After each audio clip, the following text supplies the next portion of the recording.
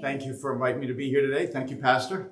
And I don't know, how many have heard of FCA before, other than when Pastor mentioned the fact I would be here? That doesn't count. How many have heard of it prior to that? So several. That's great.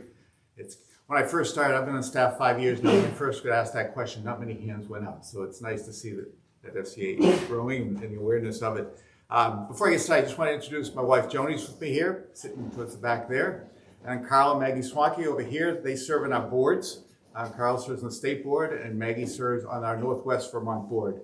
And Maggie teaches at Mount Mansfield. And Carl, after 7 years for the Green Bay Packers, came to Vermont. He works at IBM, or did. He's retired from IBM, now serves on a board. And Carl also preached here several years ago, which we were in between pastors at one point. So some of you may or may not recognize him. He does tend to stand out in a crowd, so you may recognize him. The FCA, aside from being the largest sports ministry in the world, FCA is also the second largest distributor of Bibles in the world. And one of the neat things about that is those Bibles go mostly to those who are college age and younger. That's a lot of Bibles getting into the hands of our youth throughout the world. And in this video, they talked about 100 countries. We're now in over 150 countries. When I first started 5 years ago, it was 80-something countries. So the ministry is really growing, impacting more and more around the globe.